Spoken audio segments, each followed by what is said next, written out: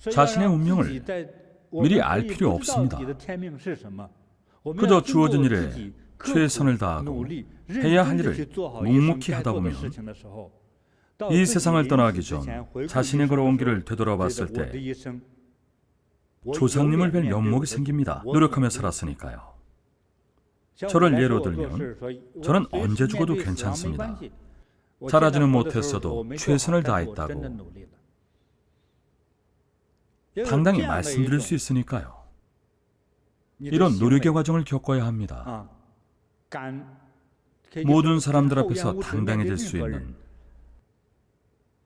노력으로 일군 인생이야말로 가장 멋진 인생입니다.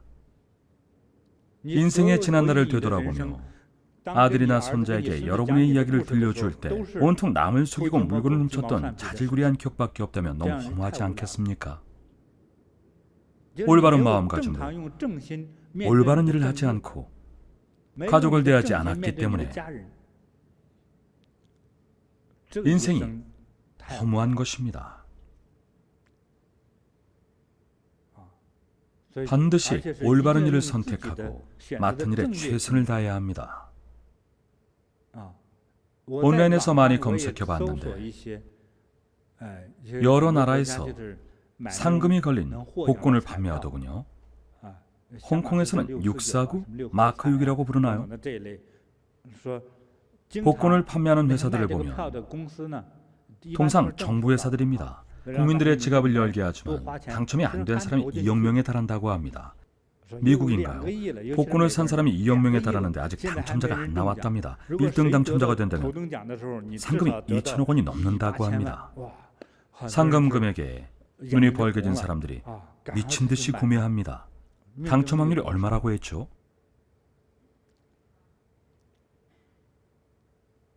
8천만 분의 1로 당첨될 수 있답니다. 그 돈으로 생수를 사 마시는 게 더 실용적이지 않을까요? 그리고 설령 당첨이 되어 상금을 받아 벼락부자가 되었다 칩시다. 갑자기 엄청난 횡재를 하게 되었습니다. 평생 이런 큰 돈을 만져본 사람이 몇이나 되겠습니까? 당첨자들의 심리를 자세히 살펴봅시다. 대부분 이 돈을 어찌하면 좋을지 모릅니다. 상금을 수령하기도 전에 정신이 이미 반쯤 가출한 상태가 됩니다. 마치 컴퓨터 프로그램이 과부하가 걸린 것처럼요. 기계에 연기가 나기 시작하죠. 멘탈이 붕괴되거나 정신줄을 놓거나 정신 이상 증세를 보일 수도 있습니다. 정신이 감당하기 버거워합니다. 이렇게 횡재한 몇 사람을 유심히 살펴봤는데요. 그들의 이야기를 들어보면 결국 모든 친척이 원수가 되었답니다. 친척들이 한 푼이라도 더 뜯어내려고 혈안이 되었답니다. 로또 120억 원에 당첨된 지인이 있는데 형제자매가 7, 8명 됩니다. 많이도 말고 각자 10억 원씩만 나눠줘도 어딥니까? 형제, 자매, 이모, 고모, 그리고 사촌까지 나누다 보면 자기 몫도 안 남죠. 그런데 10억 원도 성에 안 차합니다. 그래도 많이 남지 않냐는 거죠. 습관이 되면 당연한 게 됩니다. 돈을 찍어내는 기기로 착각하죠. 결국 7년도 못 가고 가정이 풍비박산납니다.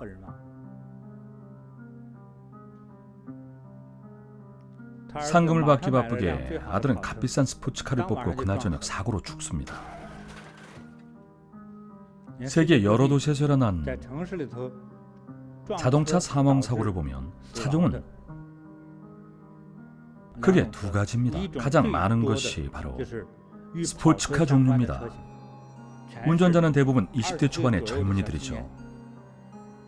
스포츠카는 속도를 내줘야 제맛이라고 합니다. 어제 저녁에 운전할 때도 굉음을 내며 스포츠카 한 대가 지나가더군요. 제 차가 방음이 잘 되는 편인데도 부르릉 소리가 너무 크게 들려서 심장이 벌렁거릴 정도였습니다. 빠르게 저를 앞지르며 달리는데 딱 봐도 슈퍼 스포츠카였습니다. 몸집이 어찌나 큰지 코끼리만 했습니다. 이런 차를 스포츠카로 개조했으니 굉음도 장난 아니겠죠. 운전자가 누구인지 볼 필요도 없이 22세도 안 됐을 겁니다. 코끼리만한 스포츠카를 생각하고 있던 찰나에 아니나 다를까 윙윙 사이렌 소리가 스포츠카를 막아세웠습니다. 벌금으로 20만 원은 날렸을 겁니다. 그렇게 경찰에 몇 번 걸리면 면허 정지가 되어 평생 운전을 못할 겁니다. 왜 고생을 사서 합니까? 그나마 경찰에 걸리면 다행이죠. 목숨은 건질 수 있으니까요. 밴쿠버의 길거리를 보세요. 전봇대, 그리고 다리 밑에 묶은 붉은색 리본, 추모꽃, 그리고 사진과 함께 아들아 사랑한다는 글귀까지 얼마나 많습니까? 모두 사고 지점에서 생을 마무리하고 승천한 거죠. 제대로 피워보지도 못하고 교통사고로 허무하게 죽은 겁니다. 왜 못 죽어서 안달이 났습니까? 속도감을 쫓다. 오는 것도 가는 것도 한순간이라는 노랫말처럼 눈 깜짝할 사이에 사라집니다. 돈이 화를 부는 거죠. 아주 빠르게 가버린 겁니다. 자신의 운명을 미리 알 필요는 없습니다. 그저 현재 주어진 삶을 받아들이고 그 삶 안에서 최선을 다해 노력하고 살며 허영과 사치를 멀리하며 사는 것. 그것이 진정한 삶입니다.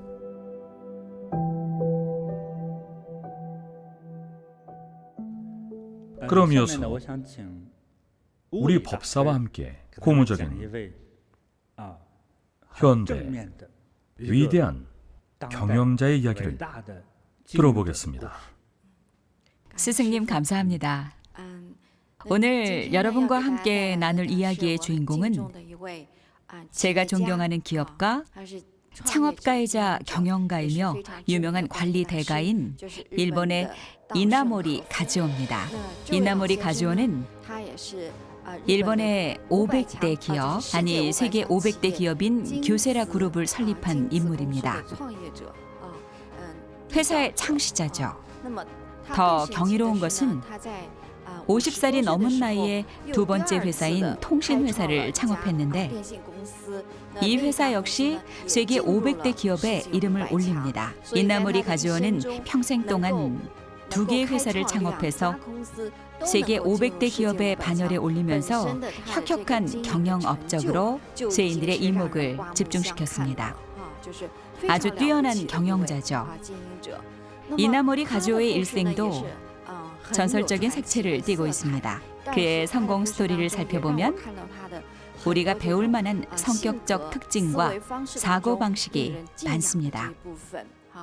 그는 어려운 유년 시절을 보냈습니다. 어렵게 공부해서 인류 대학은 아니고 집에서 겨우 감당할 수 있는 지방 대학에 입학했습니다. 그래도 대학 졸업장은 있어야 하니까요. 하지만 불행하게도 대학 졸업 시점이 일본 실업 붐과 맞물리면서 취직하기가 하늘의 별 따기였습니다. 그래도 마음씨 착한 지도 교수님께서 자신의 인맥을 동원해 아는 지인을 통해 어렵게 일자리를 알선해 주셨습니다. 졸업 후에 첫 직장이었습니다. 가즈오는 도자기 관련 제품을 생산하는 공장에서 기술 연구원으로 인생의 첫 직업을 시작했습니다. 그의 주요 업무는 제품 연구 개발이었습니다. 하지만 아쉽게도 이 회사의 판매 실적이 매우 저조했습니다. 그 시절 일본의 침체된 경제 환경 속에서 판로 개척이 여의치 않아 겨우 목숨을 부지하는 수준이었습니다. 당시 같은 대학을 졸업한 동기생 몇 명이 가즈오와 함께 같은 공장에 입사했는데요. 5명쯤 됐다고 합니다. 하지만 이들은 지난달 직원 월급도 못 준 채 밀린 월급이 2, 3개월 된 걸 보자 회사가 곧 망할 거라 생각했습니다. 게다가 사장도 친절한 편이 아니었거든요.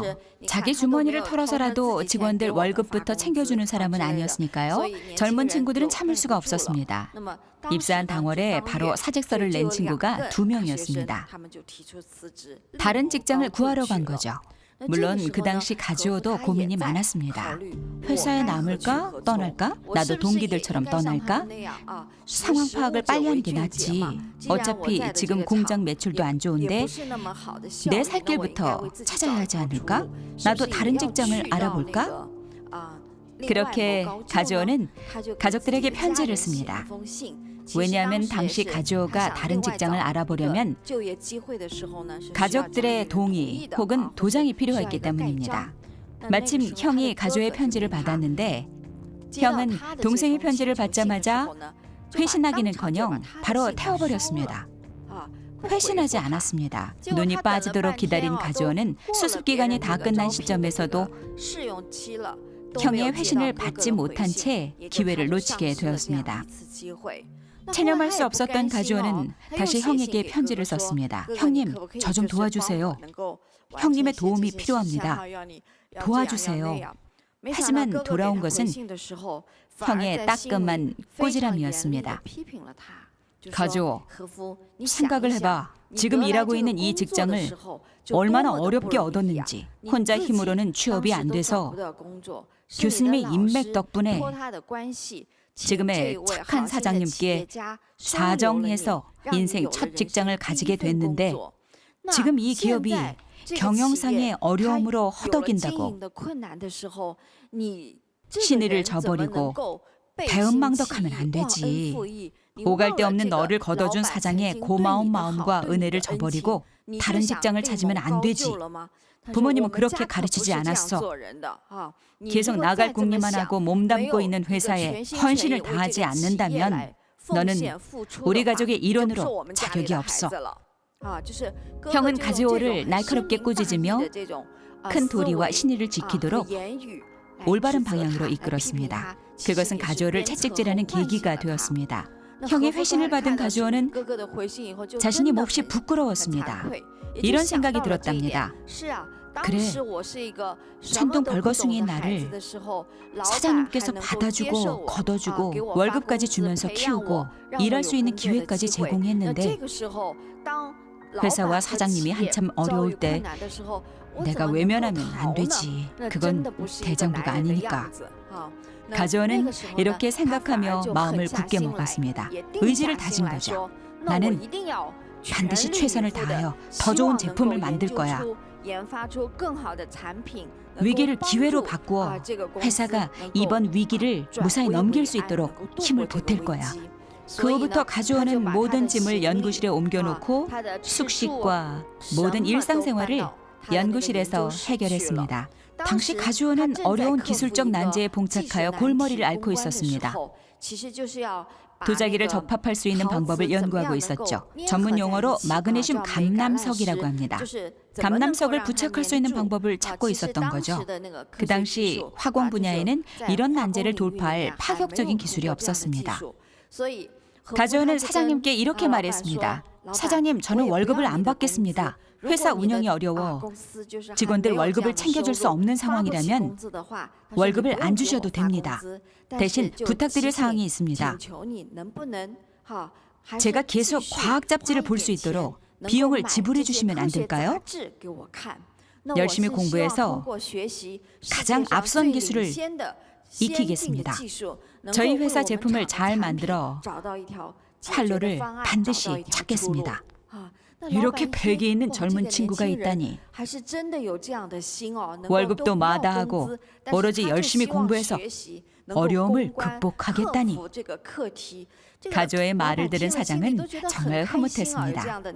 이런 젊은 친구라면 당연히 아낌없이 지원해야겠죠? 가주호는 비록 월급은 못 받았지만 가장 권위 있는 과학 잡지를 읽을 수 있었습니다.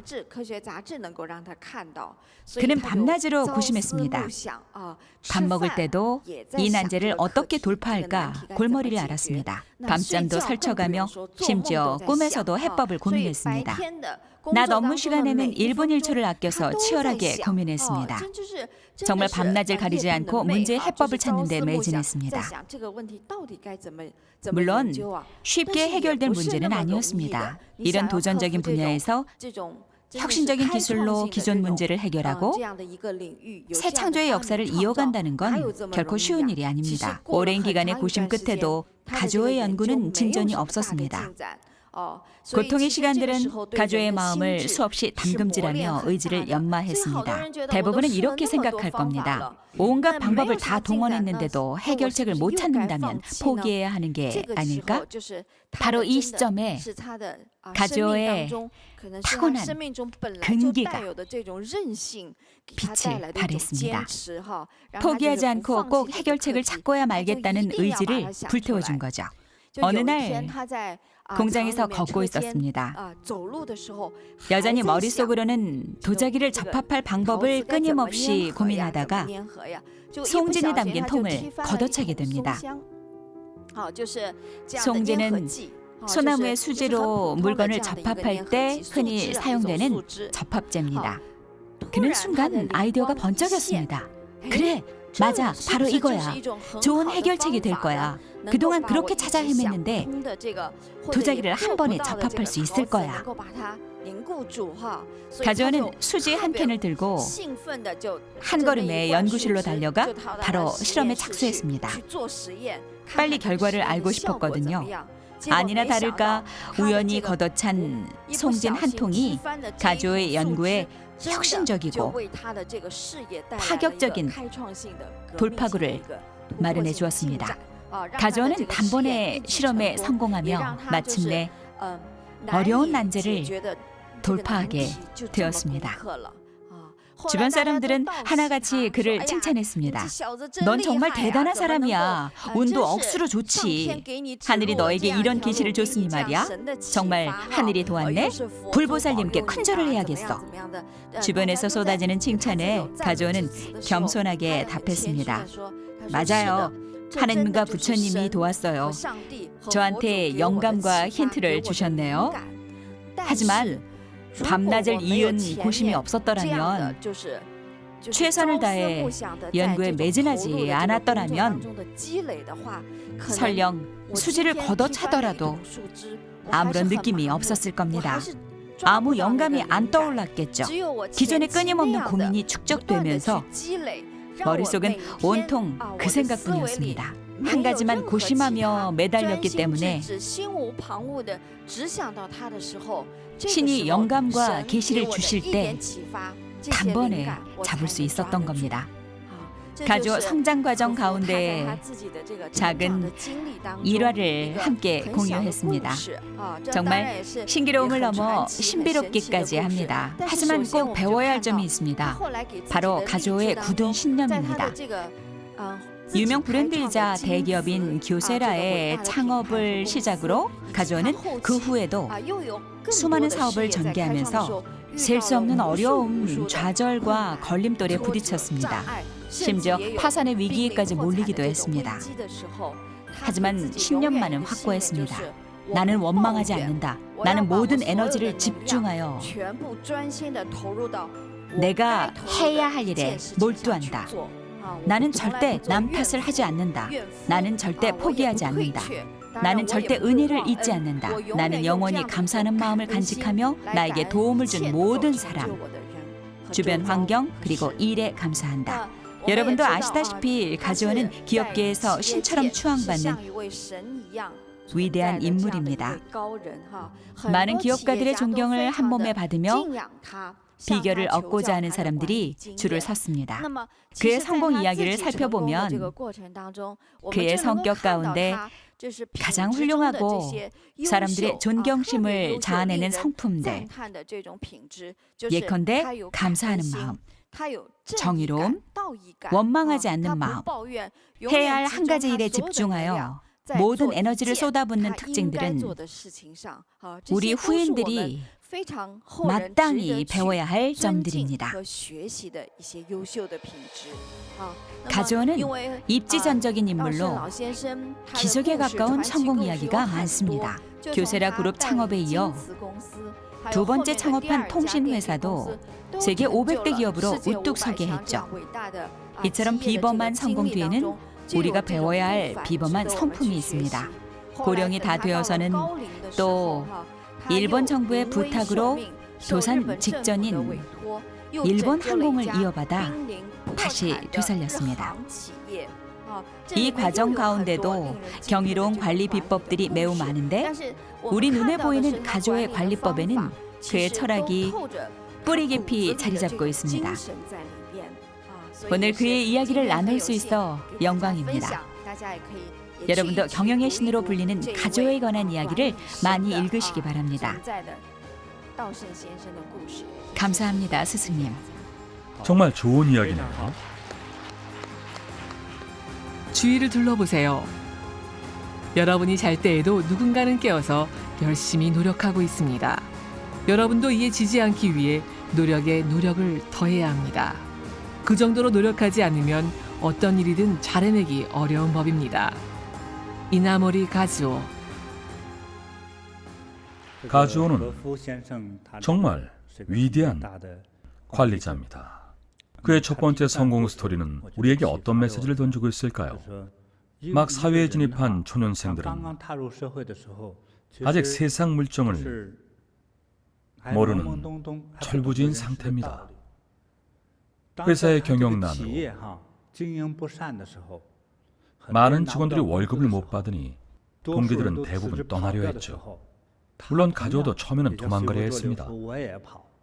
하지만 이 회사는 인맥으로 어렵게 들어온 직장입니다. 그의 형은 우직한 사람이었는데 이 성실하고 우직한 형이 가조에게 가장 값진 가르침을 주었습니다.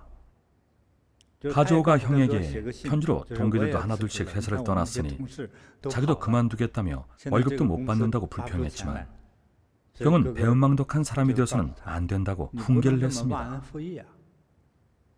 기업이 잘 나갈 때는 벌떼처럼 몰려들다 경영이 어려워져 직원이 하나둘씩 모두 사라진다면 결국 문을 닫을 수밖에 없다고 했죠. 절대 해서는 안 된다고 가르쳤습니다. 형의 가르침과 따끔한 일침을 수용한 가즈오 역시 근본이 착한 사람입니다. 본인도 양심 없는 사람이 되기 싫었을 겁니다. 이런 상황에서는 개인의 요구와 회사 측의 요구가 충돌하는 딜레마가 생깁니다. 젊은 친구들은 창업하겠다고 뛰쳐나가겠죠. 집세며 식비며 돈이 필요한데 회사에서는 돈이 안 나오고 월급도 5개월치 밀렸으니까요. 하지만 형의 훈계로 가조는 월급을 안 받겠다고 한 거죠. 사회생활의 첫 발을 여기서 떼고 인생 첫 직장이기 때문에 충성을 맹세한 겁니다. 개인의 이득을 뒤로하고 이 회사와 함께 운명을 같이 하기로 마음을 먹은 겁니다. 기술적 난제를 돌파할 수 있는 활로를 기필코 찾아내겠다는 거죠. 당시 도자기 작업 전문가로서 가조도 해결책을 찾지 못했습니다. 하지만 제가 가장 감동받았던 부분은 가조가 월급을 포기하고 오로지 난제를 돌파하기 위한 기술적 해결책을 찾는데 몰두했다는 점입니다. 그렇게 노력한 끝에 갑자기 송진이 담긴 통을 발로 걷어차게 된 거죠. 이것이 바로 부처님의 계시입니다. 부처님은 부지런하고 노력하는 자를 사랑합니다. 그래서 고생 끝에 낙이 온 겁니다. 그렇게 열심히 성실하게 한눈 팔지 않고 착실하게 그리고 착한 마음으로 개인의 이익을 포기하고 단체의 이익을 위해 노력했습니다. 이 회사가 이 기술적 난제를 돌파하면 더 많은 사람을 벌어먹일 수 있으니까요. 그 노력과 간절함이 신과 부처님께 닿은 겁니다. 부처님의 계시로 송진을 걷어차면서 회사의 가장 큰 기술적 난제를 해결한 겁니다. 덕분에 회사도 살아났습니다.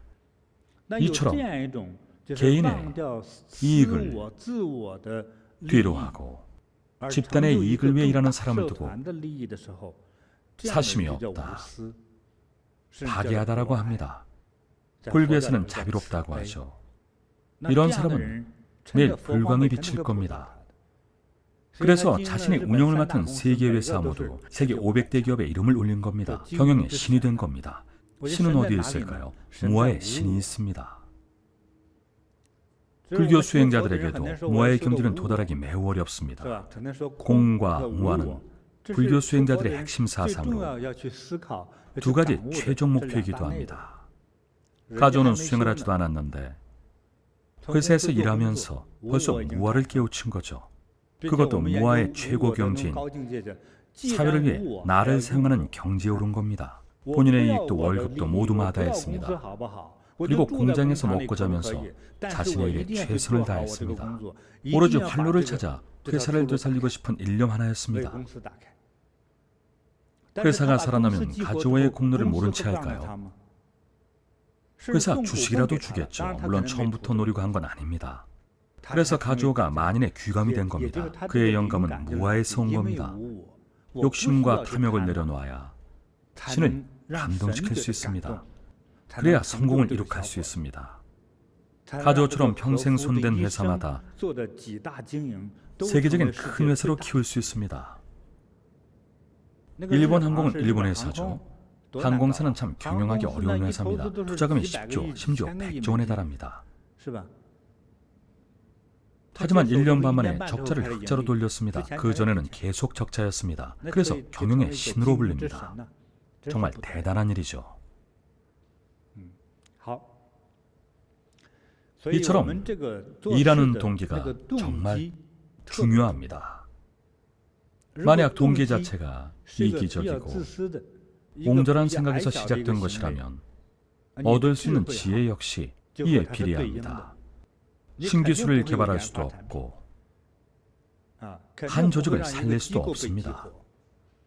하지만 무아의 경지에 이르는 순간 불보살님이 세상을 밝힐 수 있는 지혜를 내려주십니다. 사회 전체의 이익을 마음에 담고 있기 때문입니다. 그래서 불보살님께서 중생을 이롭게 할 수 있는 큰 지혜를 주십니다.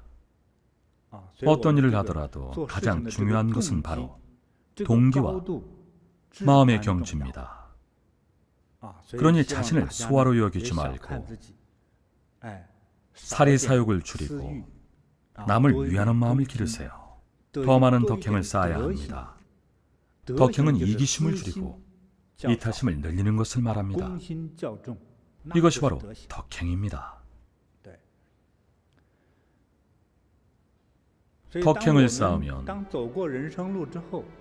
인생의 여정을 마치고 자신이 걸어온 길을 되돌아볼 때 더할 나위 없는 행복을 느낍니다. 그리고 주변 사람들로부터 진심 어린 존경과 인정 그리고 신뢰를 한몸에 받습니다. 허다한 수친구보다 이런 친구 한 명이 더 소중한 법이죠. 얼마나 행복한 인생입니까?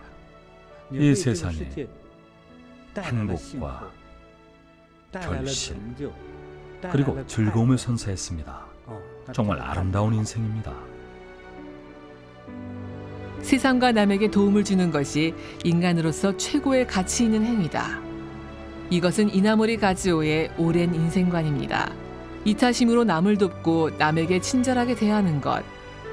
이것으로 인간은 반드시 성장하고 발전하는 방향으로 나아갈 것이고 그곳에서 커다란 행운을 만나게 될 것입니다. 이것이 진정으로 아름다운 인생이 아닐까요?